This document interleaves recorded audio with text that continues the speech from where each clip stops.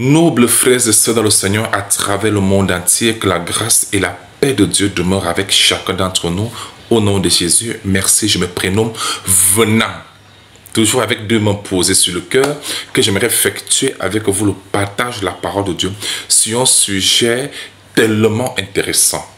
Il s'agit de quoi? Il s'agit d'exposer les ruses du diable. Ah oui. Selon 2 Corinthiens chapitre 2, le verset 11, il est écrit « Afin de ne pas laisser à Satan l'avantage sur nous, car nous n'ignorons pas ses desseins. » Être ignorant des desseins du diable, des ruses du diable, c'est laisser l'avantage à Satan sur nous. Donc tout enfant de Dieu doit être bien armé quand il s'agit des ruses du diable. Et la première ruse que nous allons exposer aujourd'hui et partager avec vous, c'est la ruse sur l'évangile de notre Seigneur Jésus-Christ. Nous prenons Galates chapitre 1, nous lisons le verset 8 et 9. Écoutons ce que Dieu a déclaré à travers l'apôtre Paul à tous les bien-aimés. C'est d'ailleurs un avertissement même. Mais quand nous-mêmes, quand un ange du ciel annoncerait un autre évangile que celui que nous vous avons prêché, qu'il soit maudit, qu'il soit anathème, c'est-à-dire être maudit. Je reprends. Mais quand nous-mêmes, quand un ange du ciel, même si c'est par révélation, quelqu'un dit que j'ai eu une révélation, Dieu m'a dit, j'ai une vision, l'ange m'a dit, même si c'est par révélation, il dit même quand nous-mêmes, quand un ange du ciel annoncerait un autre évangile que celui que nous avons prêché, qu'il soit maudit. Pour montrer à quel point le sujet est tellement sérieux, il se répète au verset 9. Nous l'avons dit précédemment, et je le répète à cette heure. Si quelqu'un vous annonce un autre évangile que celui que vous avez reçu, qu'il soit maudit. Pas qu'il sera maudit. Non, il est maudit. Il entre dans la malédiction. L'une des ruses du diable, ça n'a pas vous faire clairement comme pas quelque chose. Écoutez, de Genèse Apocalypse, Satan n'a jamais maudit un être humain et ça préfère. Jamais. Remarquez bien, regardez, dans le jardin d'Éden, qui a induit l'homme en erreur? Je parle de l'homme avec grand A, ça dit l'homme et la femme. Qui les a induits en erreur? C'est Satan, n'est-ce pas? Et qui a maudit l'homme? C'est Dieu.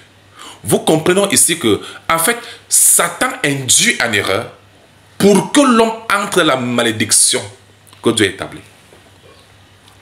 C'est comme ça que ça se passe. Donc, la ruse du diable, c'est de t'amener à te révolter contre ton Dieu, à t'éloigner de ton Créateur, de ton Sauveur, afin que tu sois maudit.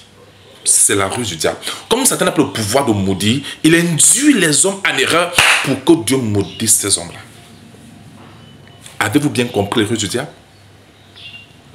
Et l'une des manières les plus efficaces, c'est de pousser les hommes à s'engager, à prêcher autre chose, un autre évangile, qui n'a rien à voir avec le véritable évangile, prêché par les apôtres. Avez-vous remarqué, mes bien-aimés, aujourd'hui, que c'est tout le monde qui va ouvrir les églises? Entre guillemets. C'est tout le monde qui va ouvrir une assemblée, c'est tout le monde qui va ouvrir un ministère, c'est partout maintenant. Avez-vous remarqué? Certes, il y a ceux-là qui sont véritablement envoyés par Dieu, sans les mettre de côté. La plupart, en fait, sont en train de tomber les pièges du diable. C'est Satan qui les pousse à le faire, parce que vous allez regarder seulement la décoration des temples, des voitures, des belles vestes, ainsi de suite.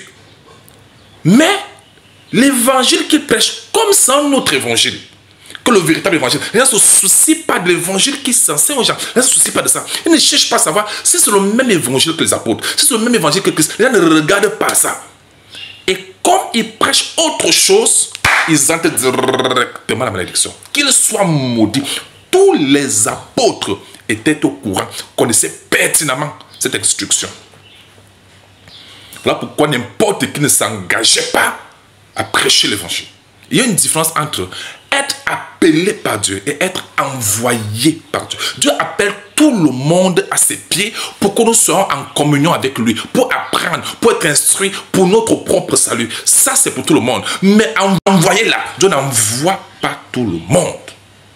Beaucoup aujourd'hui, ils n'ont même pas encore répondu à l'appel de Dieu. D'autres n'ont même pas encore fini la formation en témoin du Seigneur. D'autres ne sont même pas encore, ils ne sont même pas appelés. Mais beaucoup s'engagent seulement à être envoyés, soit disant Dieu m'a envoyé, Dieu m'a envoyé, Dieu m'a envoyé, Dieu m'a envoyé. Et c'est comme ça que les gens se mettent à prêcher autre chose que ce que les apôtres ont prêché. Et c'est comme ça que les gens se retrouvent dans la malédiction. Ça fait partie des ruses du diable. Beaucoup aujourd'hui commencent d'abord par, parce que l'évangile de Jésus-Christ commence d'abord par l'identité de ce Jésus-Christ lui-même. Il y a des gens qui ne savent même pas ce que c'est que l'évangile, ils ne savent même pas ce que c'est. Est-ce que vous savez que l'évangile n'est pas quelque chose, mais c'est quelqu'un?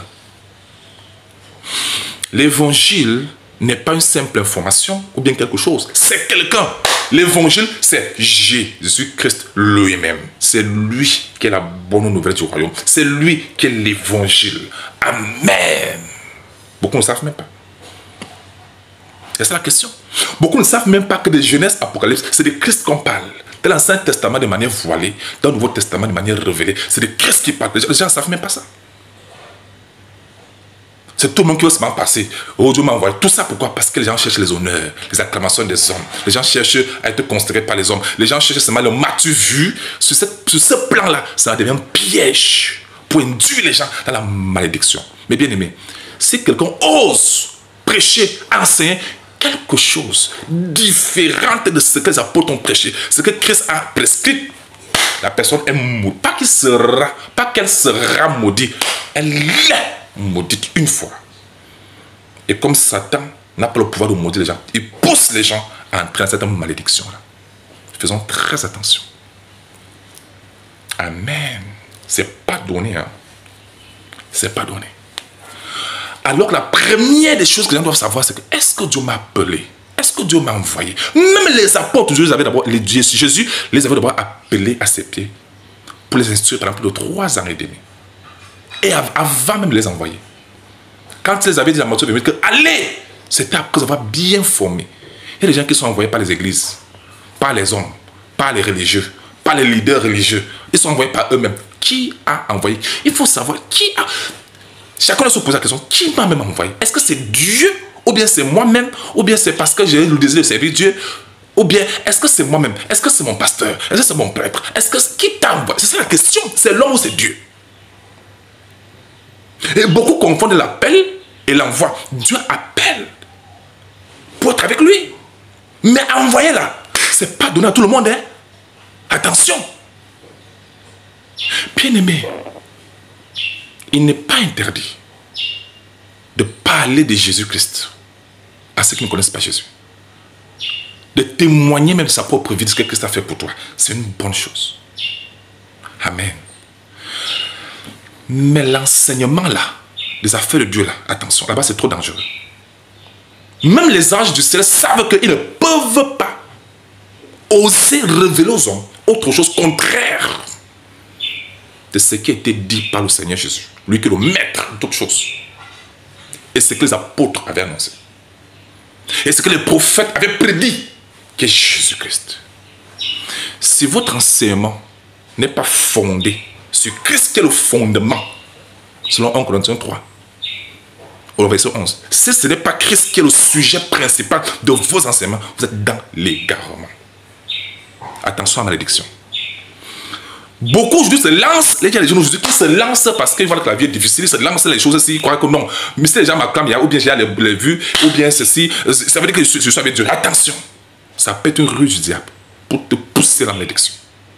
Parce que si quelqu'un ose prêcher Chacun doit même devoir chercher à savoir. Ce que j'annonce là, ce que je prêche là, est-ce que c'est conforme la parole de Dieu que je prêche aux gens là? Est-ce que c'est conforme à la vérité de la parole de Dieu? Selon comme c'est écrit.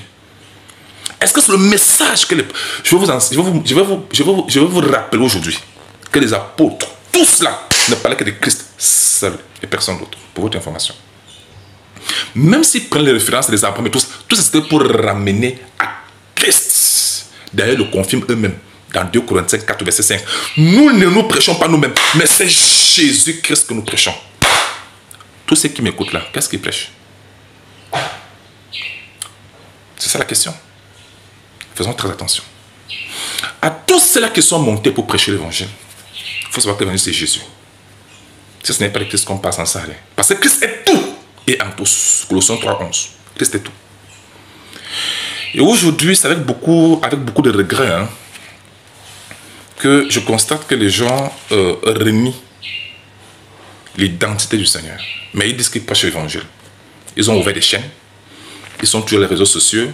Ils ont des grands ceci, mais ils renient qui est Jésus. Ils ont des grandes assemblées même partout. Et je vais vous dire quelque chose. Vous savez, le Seigneur a dit que ceux qui ne confessent pas que Jésus-Christ est venu en chair, c'est-à-dire Dieu, Jésus est venu en homme, est devenu en homme. Comme Dieu est devenu un homme. Cette personne-là, c'est l'antéchrist. C'est l'esprit l'antéchrist qui l'anime. Tu vas me dire que c'est écrit où? C'est écrit dans 2 Jean, chapitre 1, verset 7. Dieu est devenu un homme. 1 Timothée 3, verset 16. La parole de Dieu est Dieu. Christ est la parole de Dieu. La parole de Dieu est Dieu.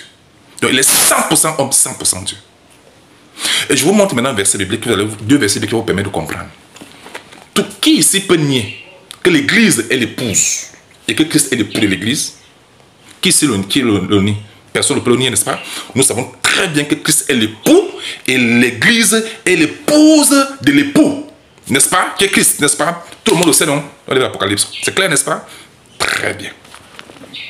Permettez-moi de vous lire donc 2 passages bibliques. Je commence d'abord avec Ésaïe, chapitre 54. Je lis le verset 5, il est écrit. Je vais lire du verset 4, en fait, si vous voulez. Ne crains pas. Dieu s'adresse à Israël. La promesse que j'ai faite à Israël.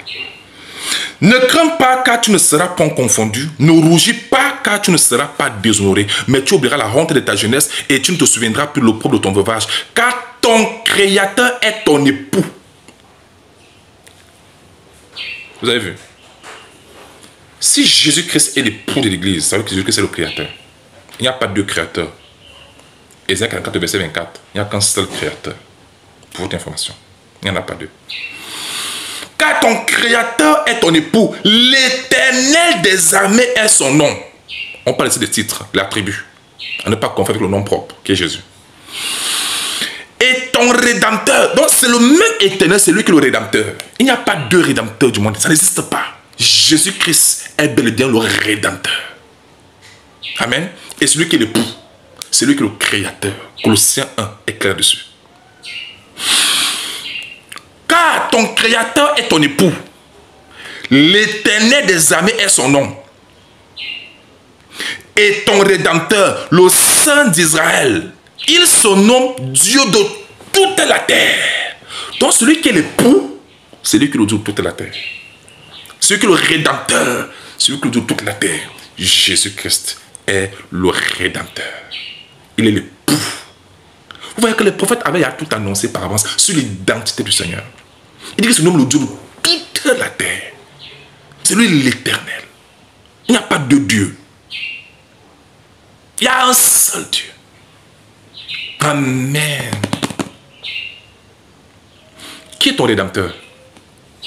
Il n'existe pas de Dieu Rédempteur. Il n'existe pas de Sauveur de l'humanité. Ésaïe 43, verset 11. Il n'existe qu'un seul Créateur, son nom c'est l'Éternel. Donc, si Jésus-Christ est le Rédempteur, le Sauveur et l'époux, c'est donc lui l'Éternel, le Dieu de toute la terre. Est-ce qu'on peut dire Amen? Osée, chapitre 2, verset 18, il est écrit. Osée, chapitre 2, verset 18, il est écrit. En ce jour-là, Dieu parle, Dieu annonce déjà le temps de la grâce. dit l'Éternel, tu m'appelleras mon mari. Vous voyez? L'époux, c'est lui qui est le mari de l'épouse qui est Christ, qui est le corps de Christ, c'est-à-dire l'Église. Donc, quand il dit mon mari, il dit que tu m'appelleras mon mari. Oh Jésus, quand on dit l'époux de l'Église, on parle de Christ. C'est lui qui est dans l'Éternel, qui s'était annoncé par Osée en disant qu'en ce jour-là, on l'appellera mon mari. C'est une promesse que Dieu avait faite à Israël. Or, Israël était une préfiguration. Un peuple utilisé par Dieu pour annoncer, pour préfigurer le véritable peuple de Dieu acquis par Christ en Christ. Par le véritable peuple de Dieu venant des différentes nations. Je reprends ce que je viens de dire.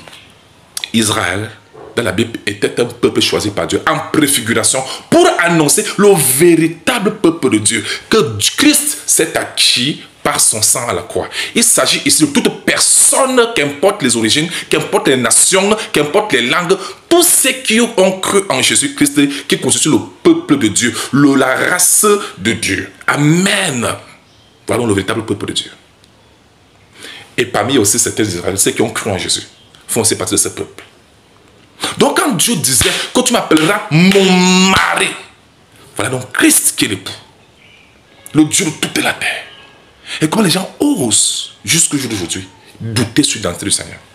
À tous ceux qui annoncent Christ, en régnant l'identité du Seigneur Jésus-Christ, ont régné la foi. C'est comme tu parles de mes œuvres en régnant ce que je suis. C'est comme quelqu'un qui parle de tes œuvres, mais en régnant ce que tu es. C'est le blasphème du Saint-Esprit. Parce que le Saint-Esprit qui est Dieu a pris le corps humain pour sauver l'humanité. Amen. Il a été mis à mort quant à la chair. C'est la chair qui a été crucifiée, mais l'esprit est toujours vivant. Amen.